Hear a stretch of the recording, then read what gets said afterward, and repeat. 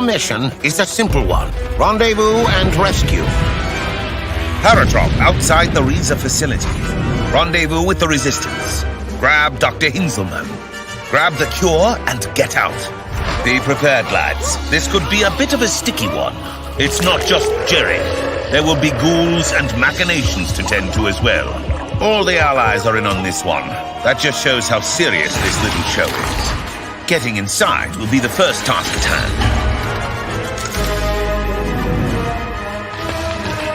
Watch out for Nazi experiments and tests. Gather any information you can.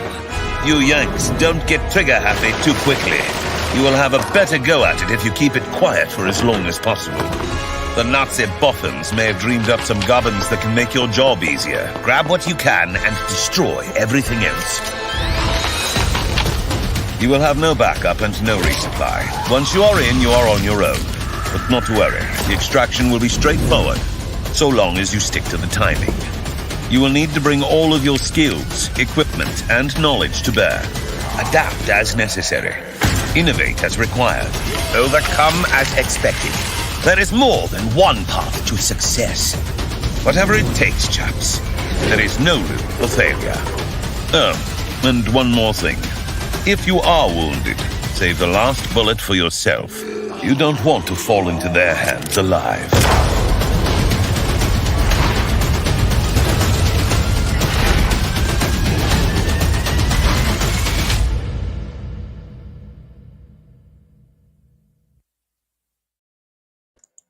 There we are. Wow. How about all that? It's pretty exciting. I feel excited. I'm doing it. Yeah, I'm not sure who did your video, but they did a real good job on that one. Oh yeah, it was Ori Kagan. He did the first one as well, and great guy. He does a lot of the videos you see out there. You just never know, right? But he's really good. I say Ori did my Gods of Metal video. Oh, very cool. So we were, yeah, excellent. That is very good news. I got to check more of your stuff out, actually. Yeah. Yeah. Yeah.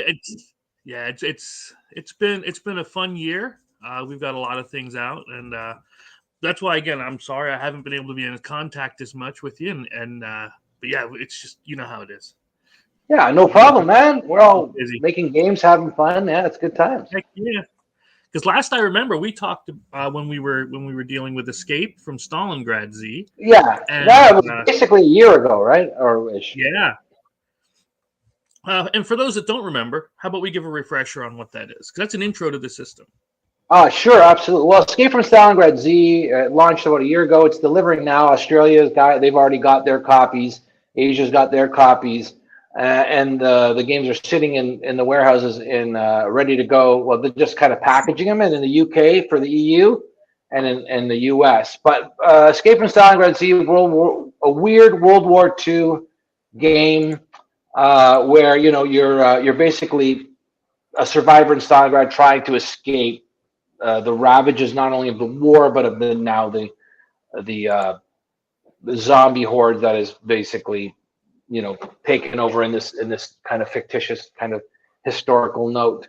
And it's a miniatures board game. You don't have to use miniatures. We have a box set without minis, so it's not like you're forced to spend a lot of money on minis. You can get the box set for around $60 or so now, and it plays, as you can see there, on a flat book. So you actually play on the surface of the scenario book, and as you complete one scenario, it's like a choose your own adventure, and it'll send you somewhere else, and you turn to that page. And on the left side, there will be the rules and instructions, and on the right side, you have the actual map that you play on. So,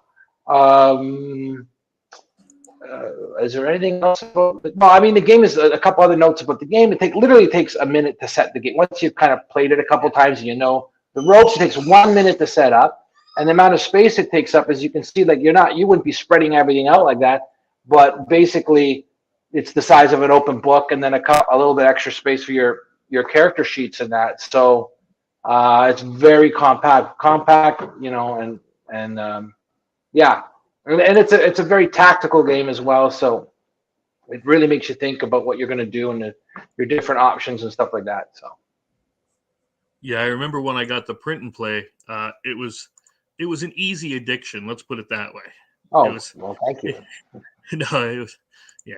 And again, I'm known for my honesty, and I would tell you if I didn't care for it. But really, what brought me in was solo. Thank you. Yeah. I'm a big solo guy in this. Yeah, and Me and it's too. Me too. And that's how I can play my games. Is if I didn't have the games in solo, then it's hard to get people together. And I live in Seville, Spain, and I don't, I speak some Spanish, but it's hard to find gamers here. Yeah. yeah, and it's a good system. I like the fact that it's all contained. That it's like you said, it's one book and your character sheet, and if you have a small token tray, you're good to go. That's really all Yeah. you need, and it's Yeah. right there. I love the double-sided. Well, we'll get to that. Yeah, Sorry. that's good. Right. I have some things, lots of things to talk about the new game. I guess which we will talk about is the new game and what's happening with that, I guess. Yep, we will. Yep. Now, can we get? Well, you know what? We'll talk about that too in a second. Sure. So we did. We talked about Stalingrad Z. Now the next one. Now I called it Projekt Riese, but Yeah. I must have been mispronouncing. It's Okay, it's Reese. So it's Escape from Projekt Riese. And Riese is it's an actual it's a secret underground Nazi base that actually existed during World War II. So it's like we're using an actual, and then the Allies, and the Russians, they uncovered it.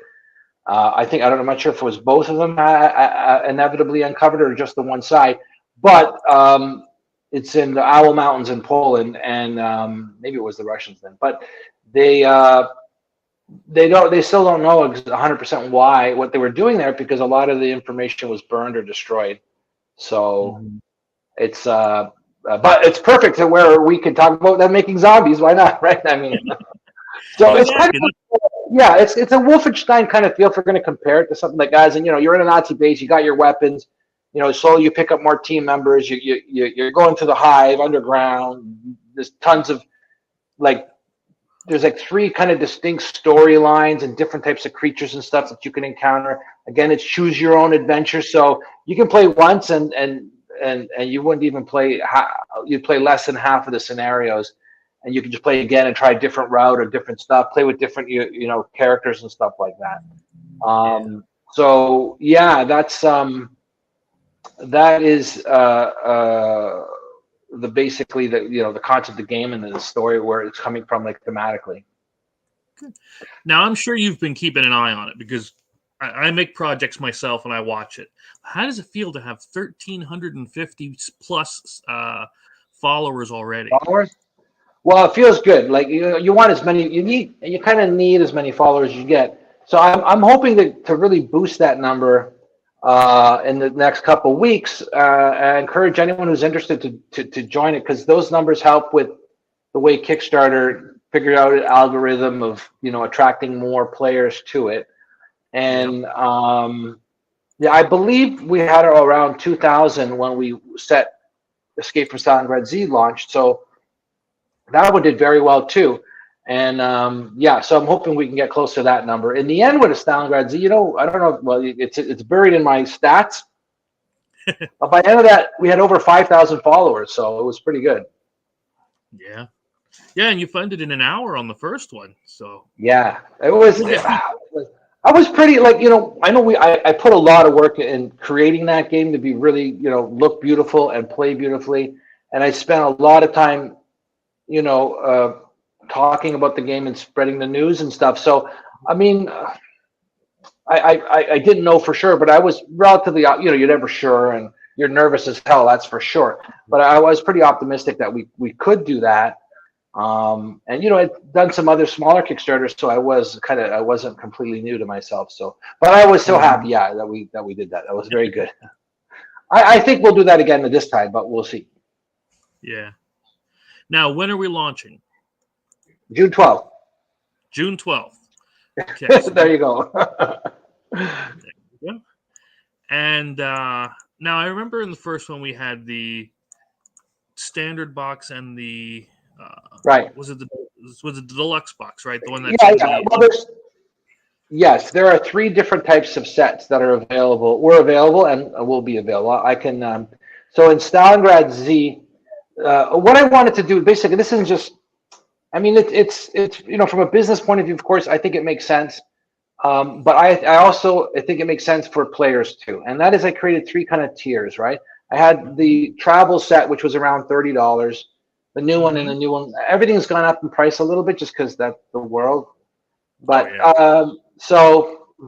actually, the deluxe set didn't go up in price. It'll be the same as the first, but the other two went up a little. So, anyways, you have for $35 you can buy the travel set, which gives you everything you need. If you don't want to play, if you don't want to spend any more money, you'll have everything you need to play the game for $35. And that's like a thick book with tons of scenarios. Like there's a lot of work that goes involved in creating this game. And Riese was actually written by my co-designer Tom Frank. He did a lot of the heavy lifting as far as the background and writing and stuff like that. He did the maps and everything. And me, I was mostly looking at at playability to the scenarios and then tweaking them and stuff like that. And of course, the rule, most of the rule stuff with me, but Tom participated in both aspects of the game and all the writing basically. But anyways, the point is that there's a lot of writing. There's a lot to do. So it's jam packed. So so the idea is you have a travel set, you have a box set, and you have the deluxe set. So the travel set is small, it's compact. It's it's like I said, $35, and maybe you just have to print out your character sheet. And you got a pencil and eraser, and you're good to go, and some dice. And then that's at that price. Then you have the box set that's like $59.95, like around a $60 mark, and that's again everything you need. Has a little bit more bells and whistles. It's got like the double layered player cards. It has like extra counters and all kinds of extra stuff. And that's at the $60 mark, and it has standees. So those who want to use standees as opposed to regular markers, like in the first game, in the travel set, you just have the round markers, which I like playing with it. At least for playtesting, I like it because it's easy and fast. And then you get the deluxe set, and that's like all the miniatures and all the stretch goals. Like there are stretch goals. Each one will get certain stretch goals, but of course the deluxe gets all the stretch goals. And then we're going to have an opportunity. We're going to have the, I think I call it the double zombie threat pledge, which is basically the deluxe set. Because we have some of the deluxe sets from the first Kickstarter left, which I held back. Well, I didn't hold back. I sold lots, but I didn't sell them all. So that's what I did one, but it's only one print run. We're never going to reprint it. So the double zombie threat one, it's got a deluxe from both sides. You can, if you didn't get a chance to back the first one, you can back this, and you get both sets. And the really cool thing is that after the Kickstarter and the money's been collected and all figured out, we will ship you the other deluxe set. Like you don't have to wait for the Riese one to show up. You'll get the Stalingrad one ahead of time because we already have them and they're sitting there. So, but there's no extra real shipping involved. You just get both, but one will just ship early. And of course, if you've already backed it, you're going to have your game already because it's. But if you haven't, then you kind of want everything. Then that's our opportunity to get it all. Yeah. Yeah, that was going to be one of my questions. Is are we going to be able? Or those that didn't? Because I got the box set, I believe.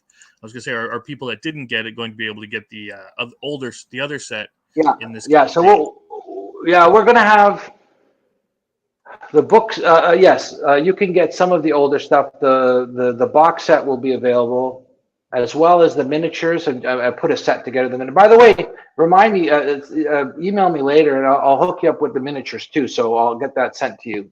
They might ship separately, but yeah, I'll send out a box, those boxes.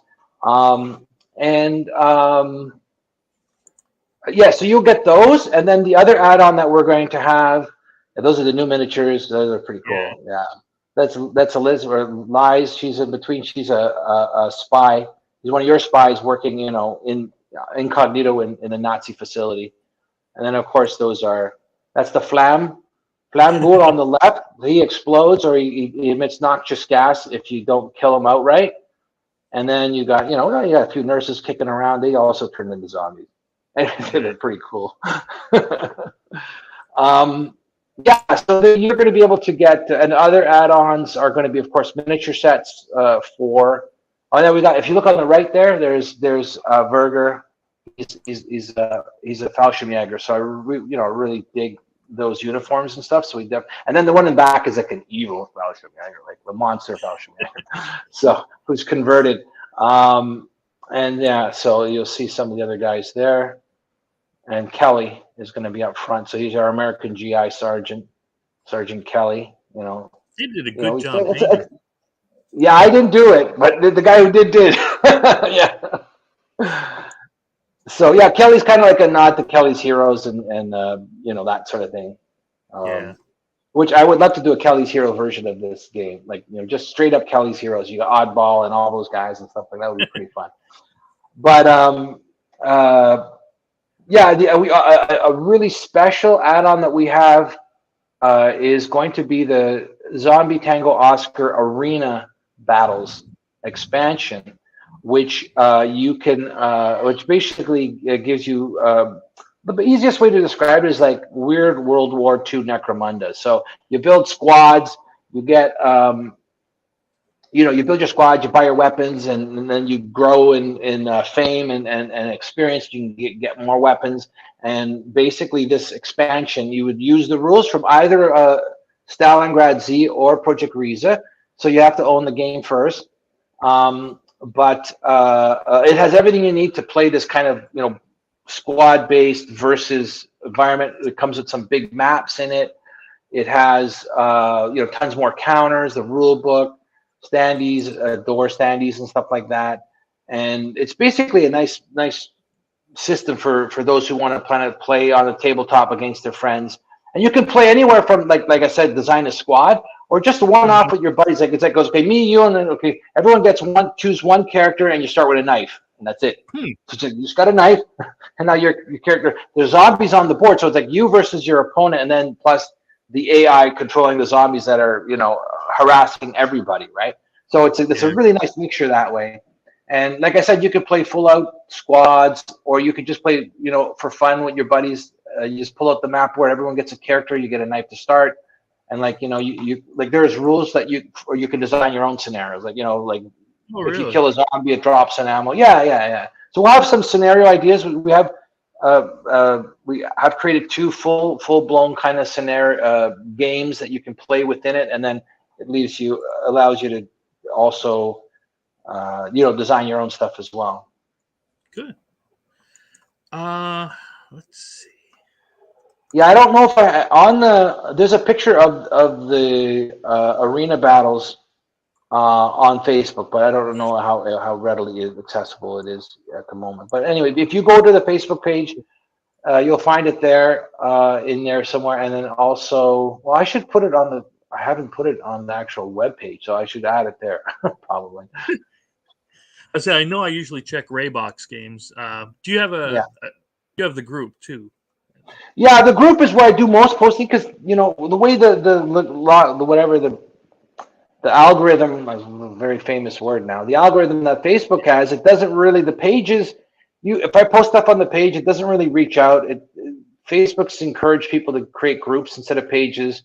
So I do post to Raybox usually through the group, but the group is where every day almost I'm posting, or sometimes even twice. All the new stuff's going to the group.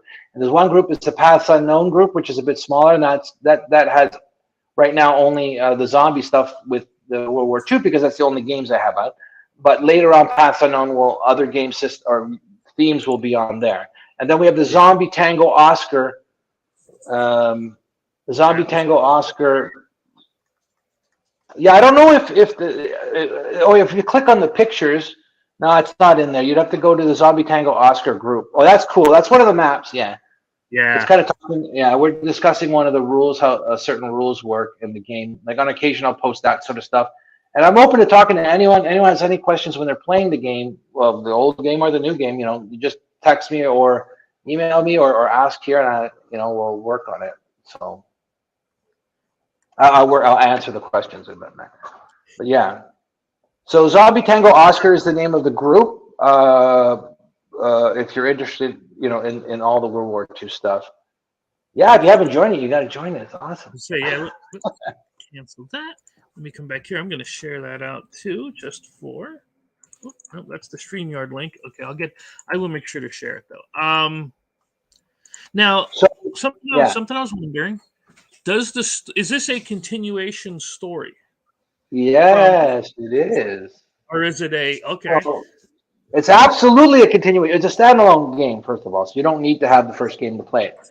And all the series. So this is a series. This is the Zombie Tango Oscar series of games, and it has many. It'll have many games in its lineup. But this is so Stalingrad Z occurred. That's the winter of '42, and then Projekt Riese is like 6 months later, so it's mid '43. Yeah. Okay.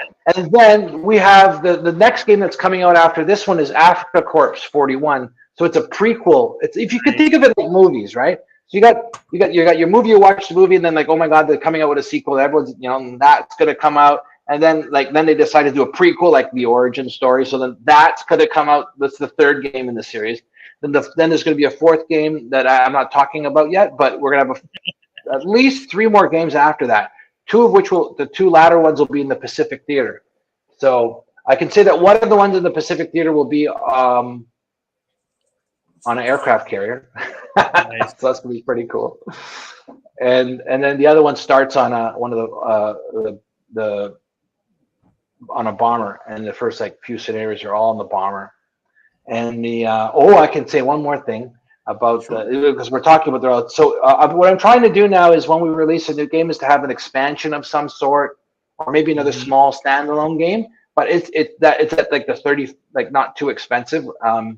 So that's what Zombie Tango Oscar is. It's going to retail. It'll be for $35, so it's not too expensive to add this additional breadth of the game.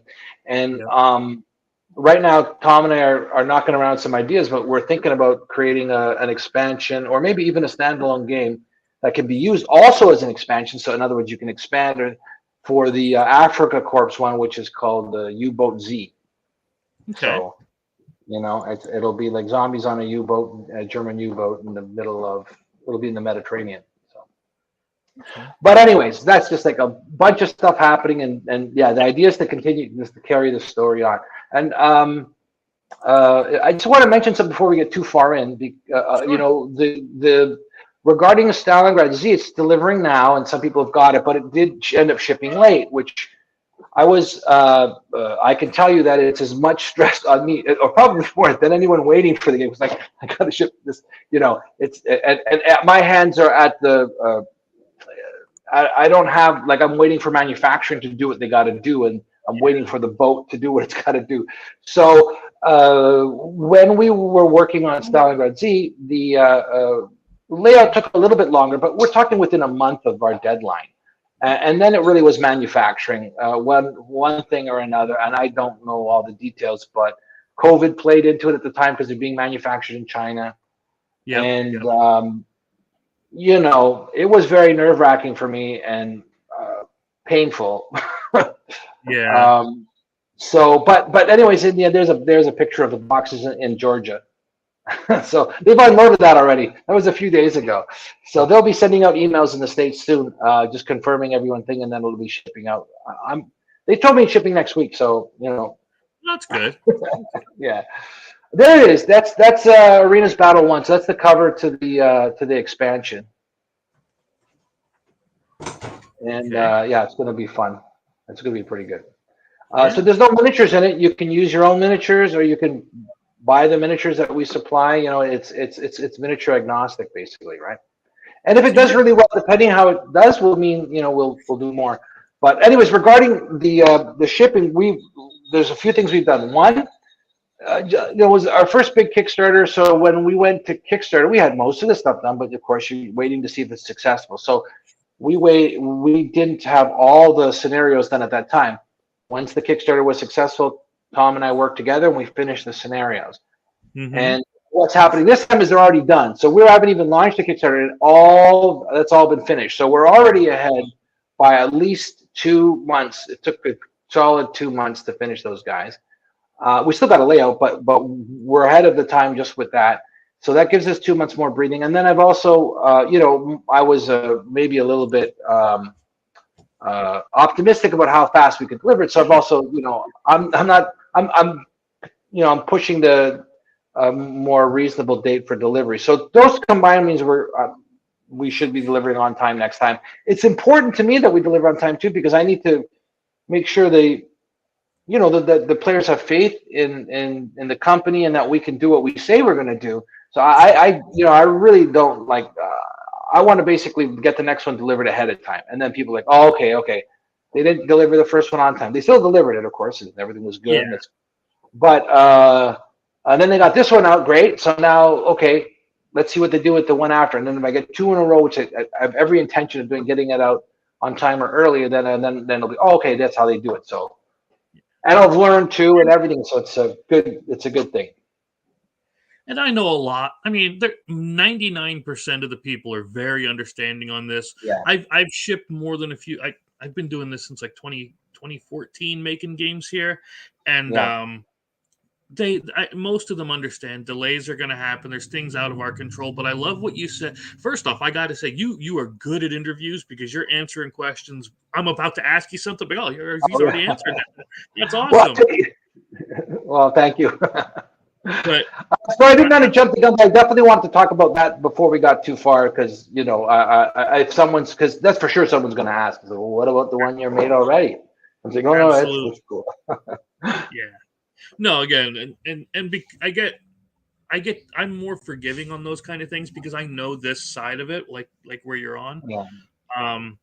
But I'm firmly with you in that belief that have as much done as possible before you go to the Kickstarter, because it takes so much off of you when it's over. Like, yeah, it's a lot of pressure. Yeah.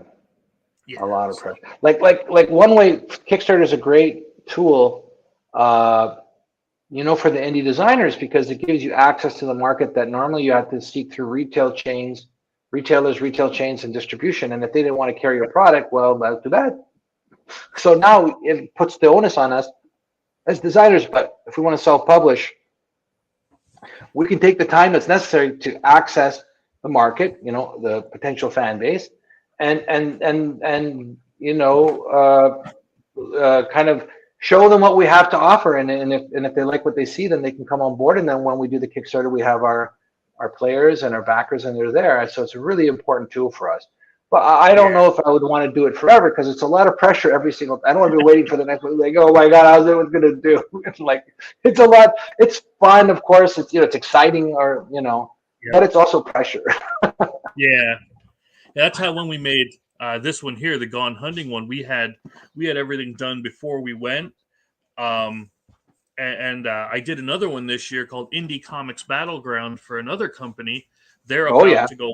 They're about to launch that one, but yeah, I already finished everything for it. So all they have to do is launch and go to print.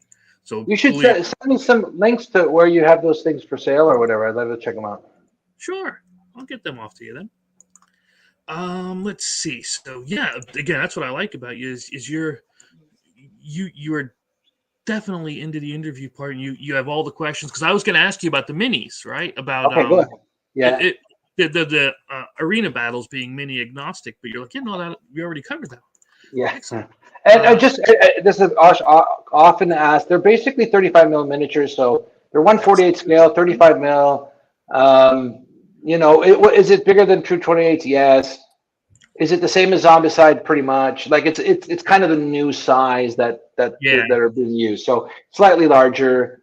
It's bigger than the historical stuff out there, for most of the historical stuff. But I don't know how many of the viewers here will be historical wargamers. There'll be some, I guess. So yeah. Oh yeah. Again, I was going to ask you about the differences and additions. We covered that. Oh, I did want to ask you. Oh no, there is other differences.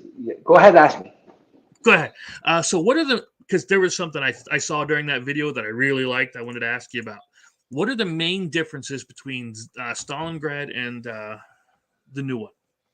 Okay, so a couple things that we're doing. First of all, 99% of the rules are the same, so you don't have to reread the rules. It works the same way.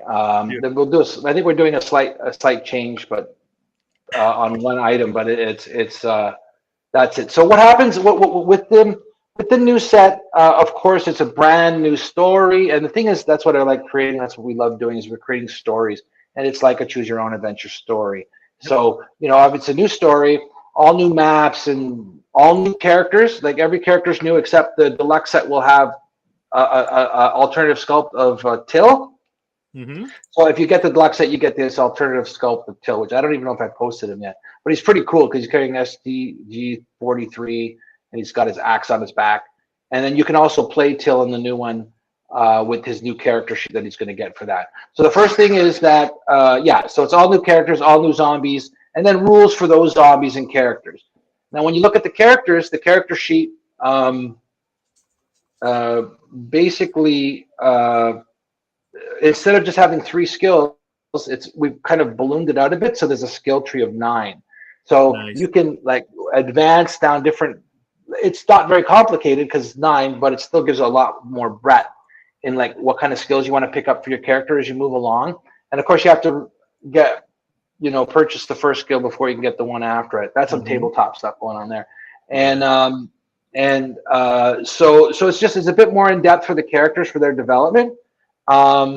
The actual sheets are going to be okay. So it was a stretch goal in the first one to get the double thick sheets, but this one I'm putting it straight into the game. They are expensive. They're the kind of like they're more expensive than miniatures to make those. Really? Yeah, because they're double thick, but they're so. I think they're so important and good. Well, not everyone. You don't have to play with them. We didn't, but. I really like them a lot, and like you said, you like them, and so they're a great asset to the game. So those come with the game itself. And what we're doing now is we're going to be doing in the box game. You're going to get 4 miniatures. You get 4 heroes in the box set.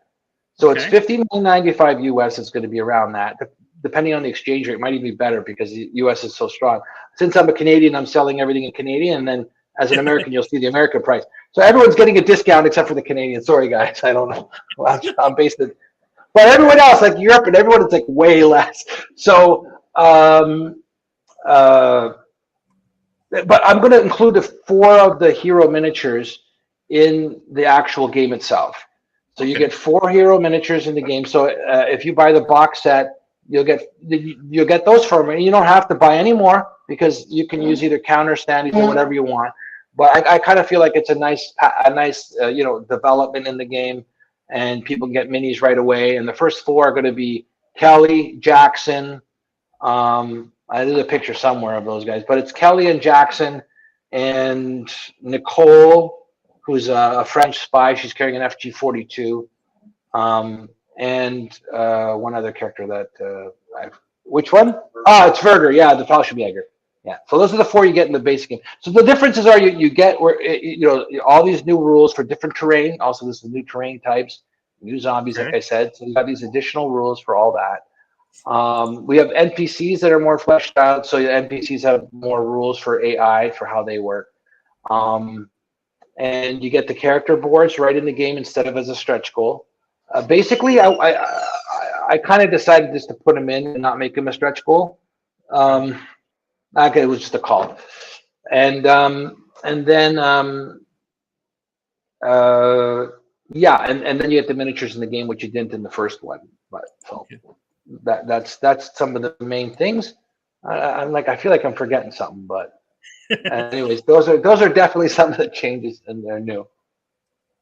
Now, what I saw that I thought was really interesting was now I played the first couple maps because we got the print and play. Yeah. 2 things. 1, are we getting a print and play of this one? Yes. It'll be the same. Yeah, absolutely. Yeah. Okay. And 2, I saw in the video, it looked like you could throw these zombies into traps and. Yes. Yeah. The videos.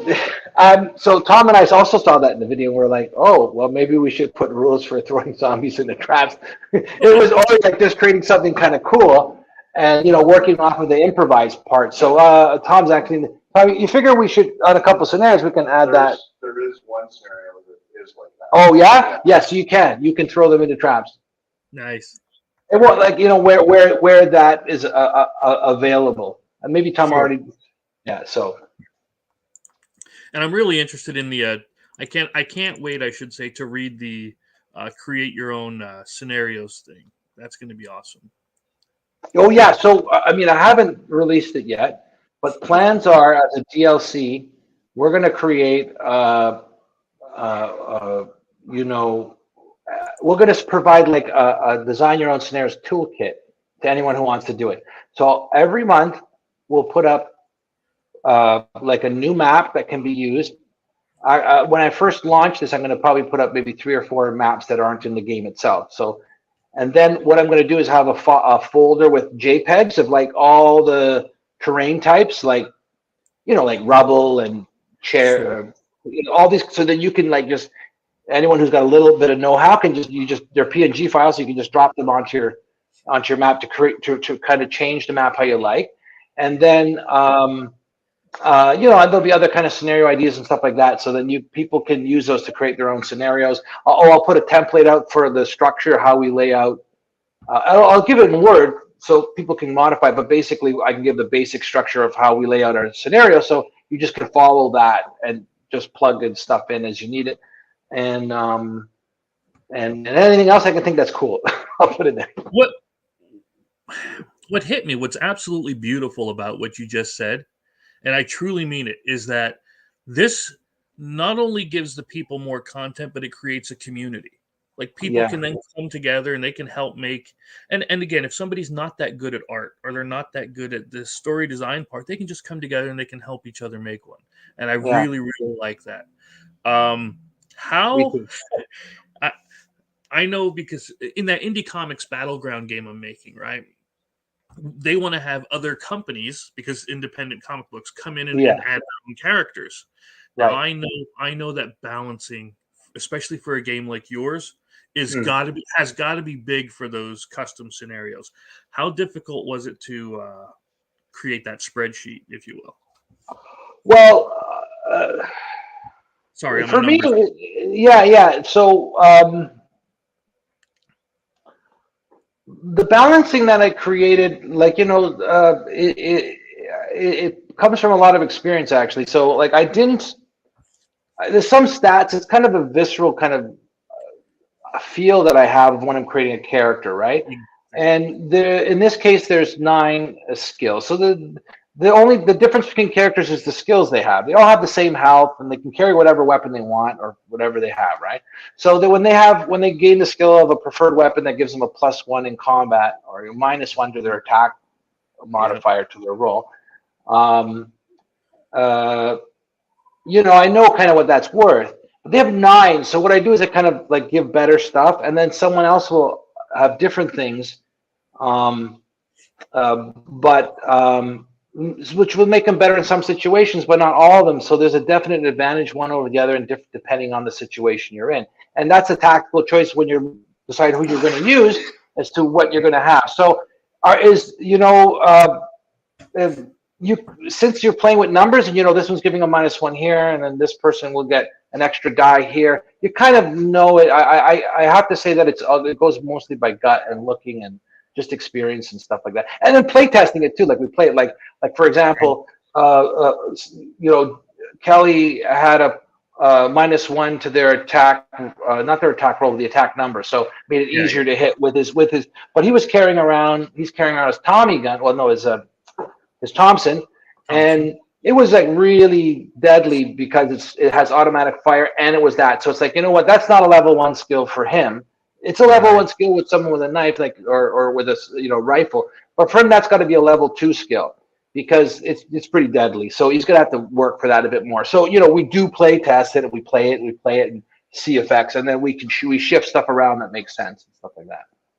That's awesome. So I don't have a really good answer actually. It's not like No, this is the technique that we use, and if you just take my spreadsheet, you'll be fine. I do that with that's how I do my Slaughterville game. The horror one that I make is Yeah, I just know how they're supposed to be, right? It's yeah, just yeah. Well, you work at it; it's experience, right? exactly. You're designing every like I'm designing every single day. Like in my dreams, I'm probably designing. I wake up and go, what did I just design? I forgot. And you forget your dreams. It's like, I just designed something awesome, but now I forgot. I don't know what it was. So, you're sitting with it all the time. So, you're experiencing it a lot. And there's a lot of experience, and you're playing a lot. So, yeah. Absolutely. So it's not coming from just like, I just decided this was the way to do it. Yep. No, I completely get where you're going. Yeah. Let's see. Now you mentioned, again, forgive me. I'm Yeah. horrible. I'm horrible with names. You mentioned the next game in the series. Okay. After Projekt Riese? Yes, but how many are there? Do you have a? I know when I'm writing the comic books, how many do you have planned out? 6. 6. At least 6. Like it's like I have 6. We have 6 planned out. So when I mail you the games, should I just include this? So Yeah, you throw it in there. Stick it in the box. Well, it's 6. Yes, at least 6. And the one we can't talk about. Yeah. Well, there's Stalingrad Z, there's Riese, and there's Afrika, which is set in North Africa. Then the 4th one's going to be a very special one, but I don't want to mention it yet. It's just too early to mention it. And then there's the 2 Pacific Theater ones after that. So those are the 6. Beautiful. And then after that, we may, depending on demand, if everyone's, then we'll make more. But if you basically you get the first 4, you'll kind of get the full arc of the story, and the second 2 are a mini like kind of arc for the Pacific region of what was happening like at the same time, right? So you're kind of like it's happening now, but in a different part of the world. And then with all that, if we're creating stuff all the time. The arena battles is a whole thing that's happening in the wasteland between like Poland and Russia, between the Volga. So that's all about the survivors. We have the various factions: the Wehrmacht, the Russians, the Allies, the survivors in the city, town. You can play different factions. So that's covering a whole other aspect using the same rules. By the way, it's the same rules. Like you don't have to like make up the same rules. Just giving you all the tools and the background and the scenarios and the and the faction kind of background. It's just chock full of information. So so that's like that. And then we want to do mini campaigns like the U-boat Z one that we're thinking about. So that's kind of like you're on a U-boat, and I just like the sound of U-boat Z. Just like I can't wait to make up the logo. I haven't even made it up yet, but it'll be like Anyways, so there's that, and then we'll figure out more stuff, and we're looking at maybe doing tabletop. We're giving away free tabletop rules, so anyone can convert. Like the conversion's pretty easy. It's like a square equals an inch. Yeah. And there's a few more little things like jumping, maybe elevation stuff, but it's almost the same rules. So anyone who wants to play tabletop, they just kind of, and not only that, but in the free tabletop rules we give, there's like many scenarios, random scenarios, all kinds of stuff in there. It's like a lot of work. Tom worked really hard on that, and he created a lot of good material. And it's completely free. You can just download it, read it, whatever, and make up your own terrain. And again, use whatever miniatures you want. It's completely miniature agnostic. So, so that's like the realm, and that's only the realm, by the way. So this is the ZTO series, Zombie Tango Oscar. So I have another series of games that are going to start coming out. I'll be announcing it after the UK Game Expo. So I'm going to be at the UK Game Expo. So anyone in Birmingham and that, you can come visit. We'll have a booth. We're in a booth there.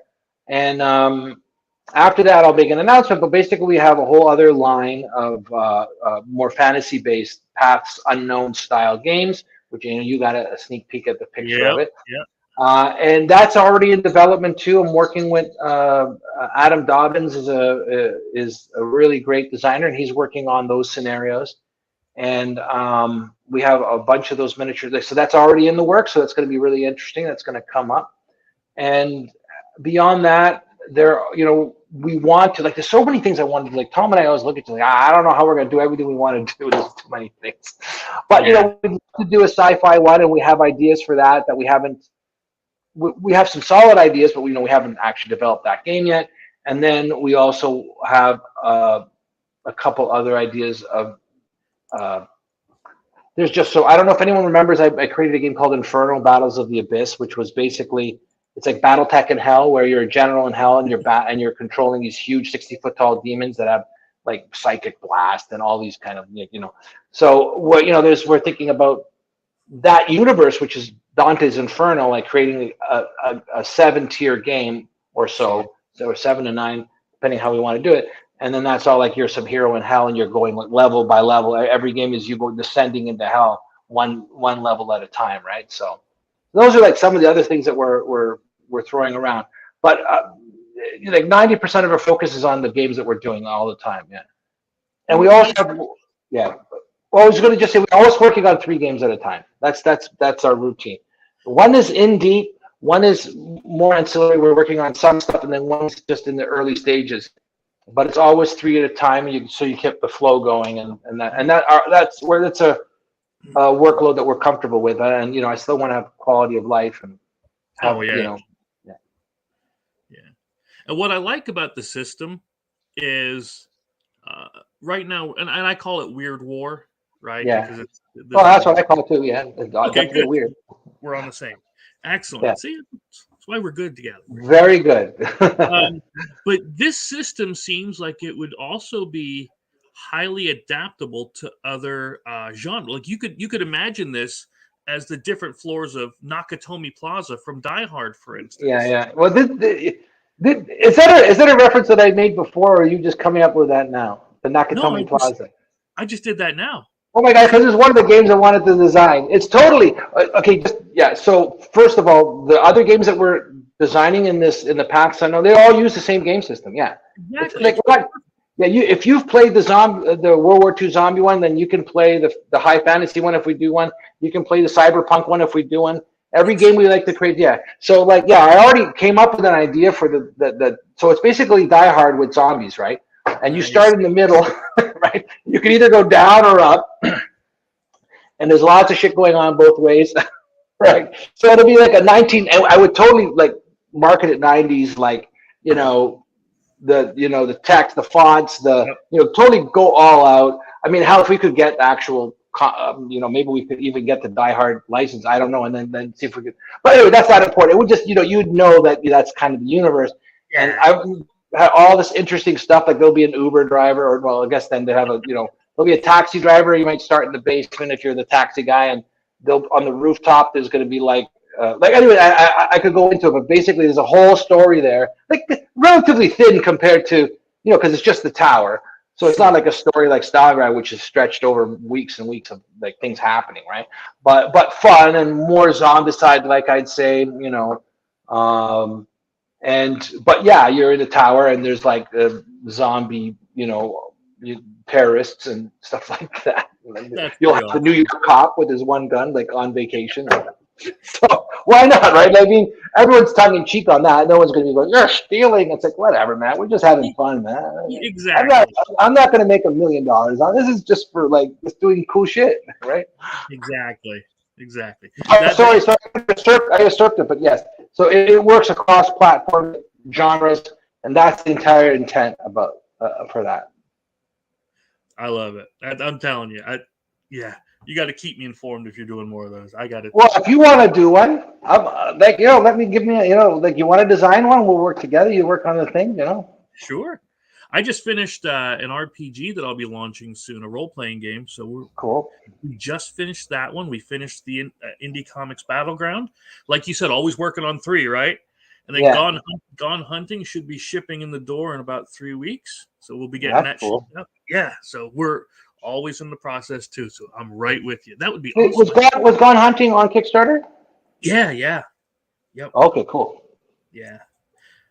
Yeah, I'm the kind of guy, to be honest with you, I don't like bothering people. So it's I was going to send the links out to everybody, but I'm like, I don't like bothering you. Oh, you should send them. I don't know.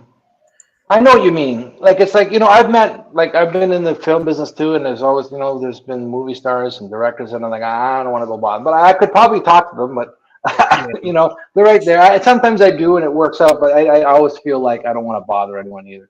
But if you work with someone professionally, I mean, you don't berate them or whatever, but one thing is totally cool. I think so anyways. It's tough to do sometimes. Yeah. Yeah. But no, for without a shadow of a doubt, anything you need me to share, you want me to keep playing that commercial every time I do that, I will gladly do it. I have no problem doing it.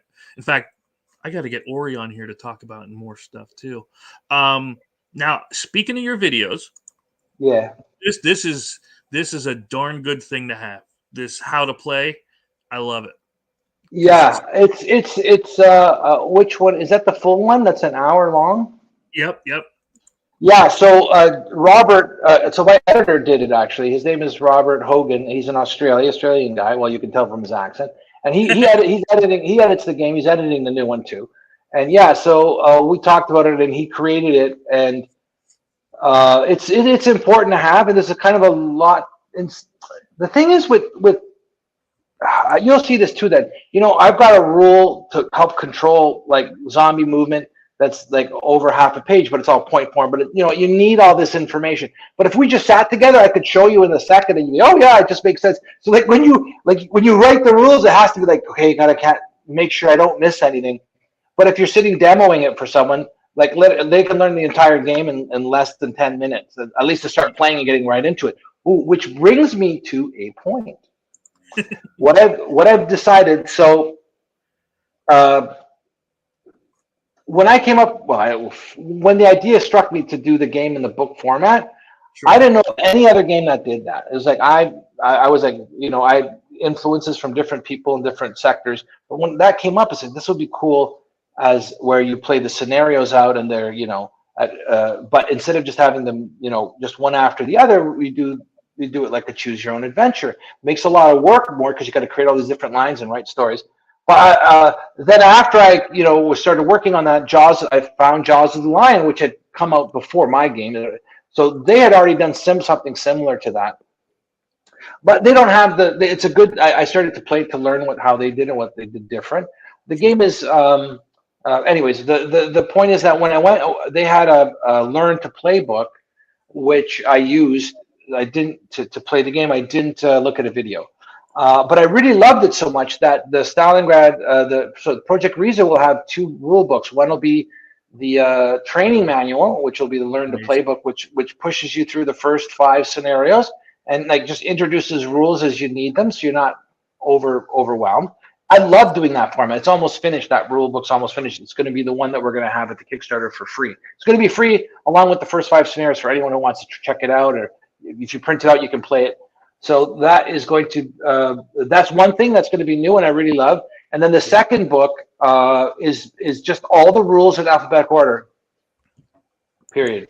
So it's just like, I need to know about, action points, or not action points, there's no action points, but like, action modifiers, attack modifiers. So just under that's where you're not like, was that in section in the, like, was LOF under line of fire? Was that under like movement, or was it under rules, or finding zombies? I mean, you have to have, so like it could be in several parts because it depends. And so, but if you just put it under line of fire, then you just go there and I'll have everything about line of fire. So okay, well that's it, right? So super easy. I'm really excited about releasing the game that way. And the plan is to everything that happens from now on will be created that way. And if we reprint Stalingrad Z, then we're going to remake the rule book to be in that format too.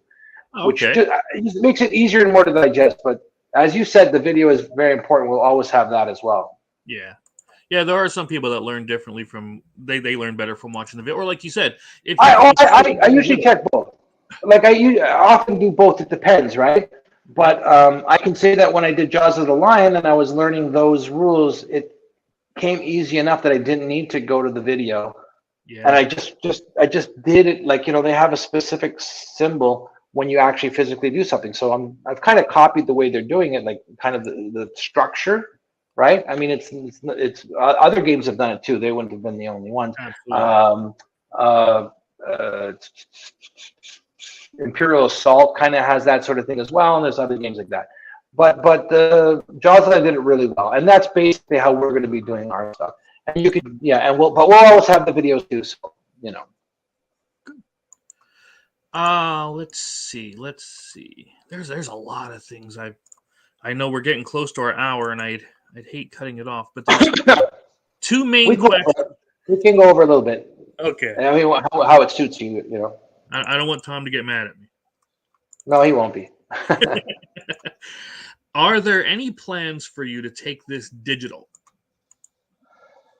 So I would love to take it digital. In fact, to be frank, the way I look at this IP means intellectual properties, the universe that we're creating. Like Marvel Universe is an IP, Star Wars IP. I'm not trying to compare myself to the next, but just as an example of what an IP is. Um, I want to see it transcend the board game format. I'd like to see it, even potentially be comic books, maybe movies. I have a background in film production and that, so maybe I'll do a short and then see how that goes. And I would love to see it in a digital format. So I would like that to happen, but I don't have the resources to do it directly, and nobody's approached me yet to do it. The more popular the game becomes, the more likely someone's going to approach me. I don't want to do it myself. That's too much work.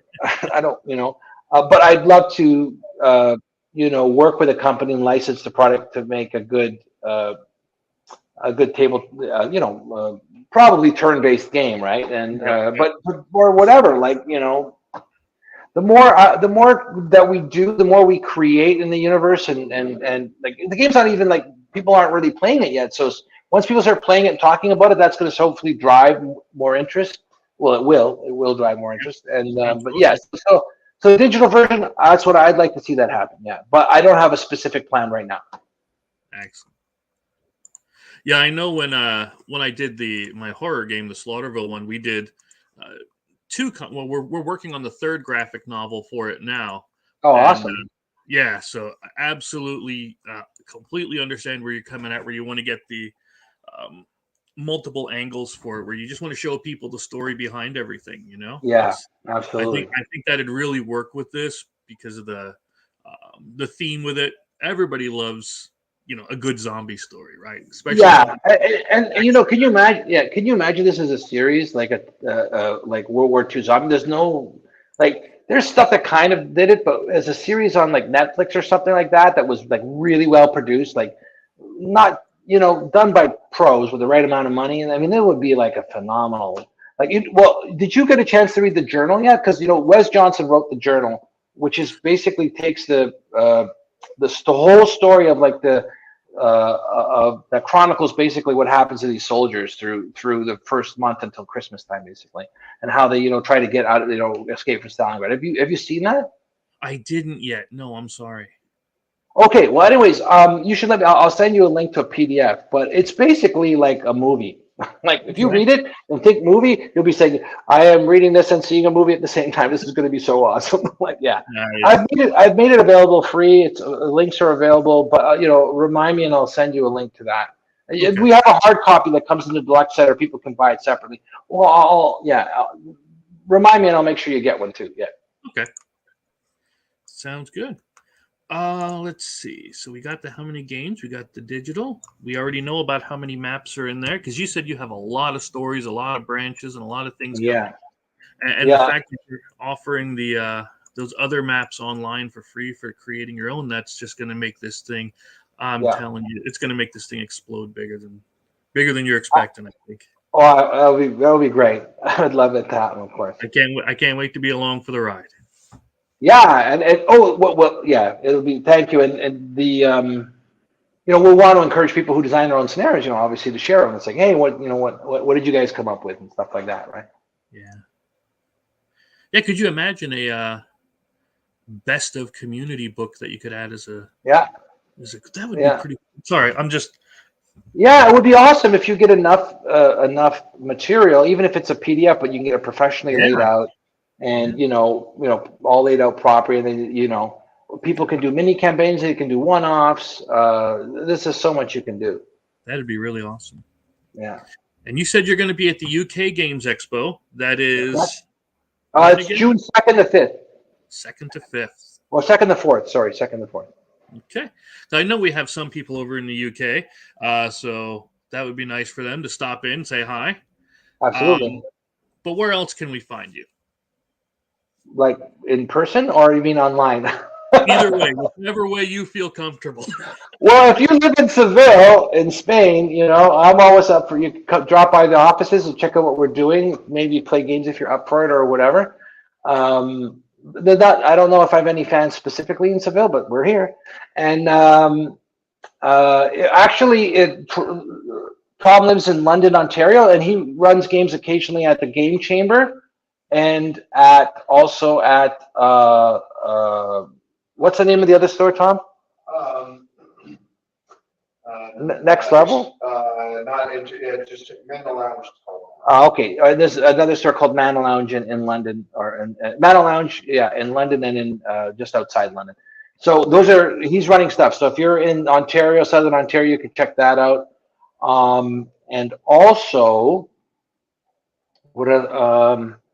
okay. So a bunch of retailers bought the game. So I'm going to be posting those retailers onto our website, so you can see if you're I know we have Ohio. There's a couple in Texas. There's one in Kentucky, I think. There's a bunch through Europe. There's one in Holland. There's several in the UK. 2 in France. 1 in Italy. There's 1 in China. Oh, good. So, yeah, I'm gonna post all the stores that carry it, so anyone can find out if something's close to them, whether they want to buy it or see what's going on or see it in person, stuff like that. Yeah. Oh, and the other thing is the what's going to happen with arena battles is the plan to do with that too, which is obviously allows versus play in a in a competitive atmosphere. Is we're going to consider looking at doing this, try to figure out a tournament structure for that. So people that really want to get into it or really love it, we still have to develop it, but the idea would to have tournament rules, and stores might be running those, or people can go to the stores that they frequent and run tournaments there, and we can do some prizing and stuff like that too. That'd be awesome. Yeah. I'll have to get with because I have a store that's pretty close to me. Do you mind if I hand him your info? Oh, not at all. Absolutely. Yeah. We have absolutely. Yeah. He can reach out to me. We're with Bridge Distribution, so we don't have another distributor, but we have them. So if he already deals with Bridge, who is smaller, so maybe he doesn't. But if he deals with Bridge, he can just get it from them directly, so he can order stuff obviously together with his other product. And if he doesn't, he can just order from me directly, and it'll ship from Georgia. Beautiful. I will send them off info as soon as we get off. That'll be awesome. Yeah. Yeah. Because they were nice enough to let us do a live stream when we launched our games from the store. So that's great. Yeah, that's pretty totally good. Awesome. They're pretty good at supporting people. So that's wonderful. I always liked them. Alchemist Cove and Schuylkill, by the way, before I forget to mention their names. Okay, yeah, great. Alchemist Cove sounds good. Or anything, but yeah. So it's unfortunately we have hit our hour. We've covered pretty much what I want to know. I do want to keep some things for surprises. I don't want to know the rest of the story. I'm glad that we're going to get the 5 scenario PDF, because you always give me a taste of that. Then I got to wait for more, which is awesome. So I'm really looking forward to it. But if you have anything else you want to share before we head off? No, I think that's it. I think it's exciting. Yeah, I mean, in this particular one, you have it's structured slightly differently, but I can say that when the story unfolds, there's things in it that you're going to get angry at. Not at the game itself, but you're like, why is this it's like a movie where you're angry at someone because they're so evil or bad or whatever. And there'll be times when they'll be tragic and sad, and you're like, what, but you have to go, it's really a story. It's an emotional kind of roller. There'll be times when you'll be laughing because the situation, and other times that you're going to be determined, and other times that you're going to be sad. And I think that's kind of a really kind of cool way to play a game. Yeah, there's lots of cool ways, but that's, I think, one of the cool ways. Yeah, and I'm looking forward to it all. Again, you said June 12th. Yeah. Sign up so you get notified, so you don't forget it. Yeah. And I guess we're gonna have to call this a day. Okay. Well, listen. Real fun. I really hope we get to have you back again, even if it's just BS between us. You know what I mean? Anytime. Man, if you want to talk about other type of stuff, narrative campaign style design, or just generally, I'm up for it. Just reach out to me. You don't have to worry. If I'm too busy, don't have time, I'll just be, hey, maybe in next month, like depending. But you can reach out. I'll never take it poorly. All right, tell Tom I said hey. I will. Chris says hey. Hey, Chris, He says hey. Fight the good fight, he says. All right, well, I guess we'll catch you back on the next one. And Sure. again, if you don't mind, I'll keep promoting this as we go along. Of course, I really appreciate it. Thank you so much. All righty, bud. We'll see you. All right. Ciao for now.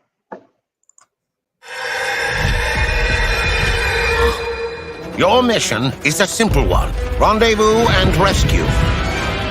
Paradrop outside the Riese facility. Rendezvous with the Resistance. Grab Dr. Hinzelmann. Grab the cure and get out. Be prepared, lads. This could be a bit of a sticky one. It's not just Jerry. There will be ghouls and machinations to tend to as well. All the allies are in on this one. That just shows how serious this little show is. Getting inside will be the first task at hand. Watch out for Nazi experiments and tests. Gather any information you can. You Yanks, don't get trigger-happy too quickly. You will have a better go at it if you keep it quiet for as long as possible. The Nazi boffins may have dreamed up some gubbins that can make your job easier. Grab what you can and destroy everything else. You will have no backup and no resupply. Once you are in, you are on your own. But not to worry, the extraction will be straightforward, so long as you stick to the timing. You will need to bring all of your skills, equipment, and knowledge to bear. Adapt as necessary. Innovate as required. Overcome as expected. There is more than one path to success. Whatever it takes, chaps. There is no room for failure. Oh, and one more thing. If you are wounded, save the last bullet for yourself. You don't want to fall into their hands alive.